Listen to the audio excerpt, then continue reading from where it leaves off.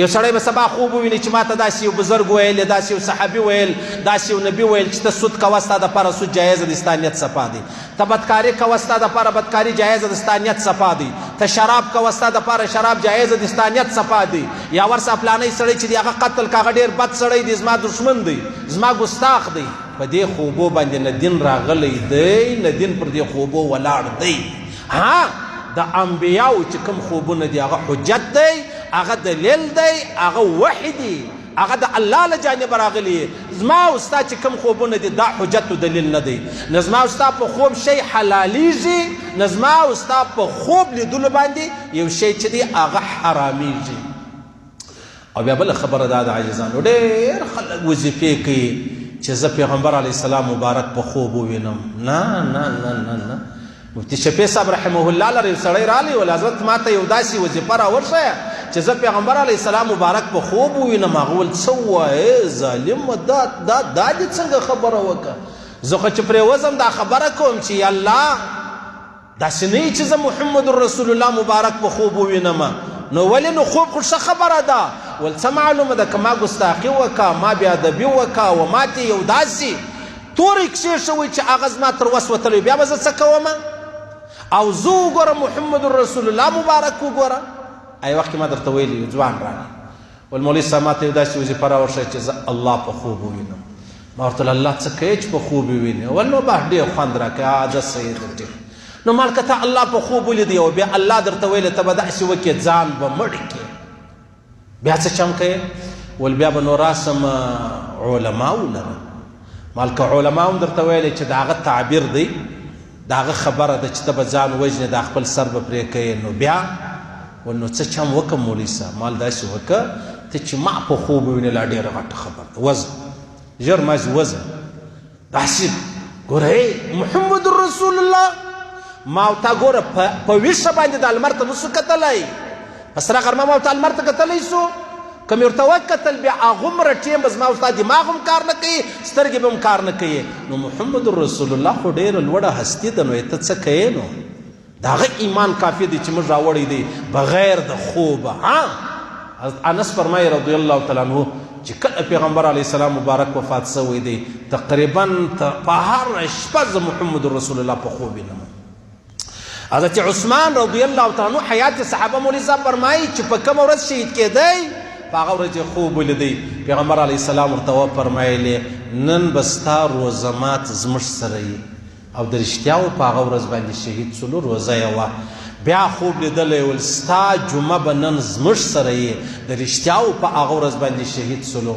حضرت علی کرم الله وجهه پیغمبر علیه السلام مبارک په خوب ولیدی. پیغمبر علیه السلام مبارک ورته شکایت وکړي د عراق والاو د هغو د مصیبتو د تکلیفو. پیغمبر علیه السلام ورته وفرمیله ستا سره وعده ده عن قریب به الله تا د دې مصیبت تکلیفه خلاص کړي. 3 ورځې بعد الله شهید کوي، 3 ورځې بعد الله شهادت ورنصیب کوي. عبدالله ابن عباس فرمایي رضی الله عنهما ول ما یو ورځ پیغمبر علیه السلام په خوب لیدی، ډېر سپیره دی، ګرز و غبار دی، دا مطلب زلفان مبارکان داس بالکل یو شیشه په لاس کې ده. مال یا رسول الله خیر خو به یې دا شیشه څه ده؟ ویل یې ول دا شیشه ده د سهاره څه زه د امام حسین او د هغه د ملګرو وینه چې ده هغه راټولوم. حیات صحابه مولوي صاحب فرمایي دا وینه راټولوم.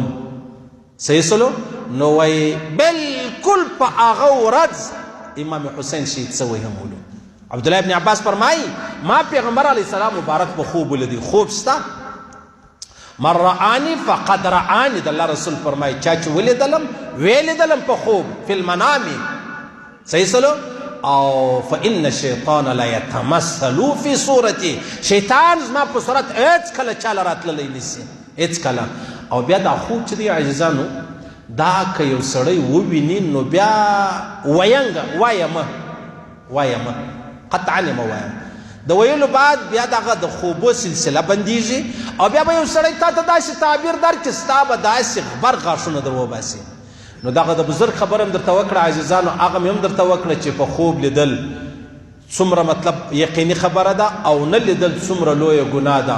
او په هغه کې دا خبره ده چې دې ظالمانو دشمنانو دا زموږ د اسلام دشمنان، زموږ د زموږ د هغه ځای دشمن چې موږ منځونه ورته کول، زموږ د نبي دشمنان، زموږ د دین او د قرآن دشمنان، د هغو شان استعمالول، د هغو د کمپنیانو د کارخانو شان استعمالول.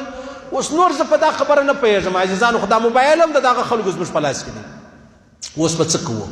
نور زه نه پوهېږم په دې خبره. هسې مې دا خبره د علماو د خوا ضروري و لازمي وه. بیا بزرګو الله والا خوب لیدلی و، مسخرې و ګپه خو نسو باندې کولی. که څوک نه مني دا خوب، بس خاموشي اختیار کړه. نه مني خاموشي اختیار کړه.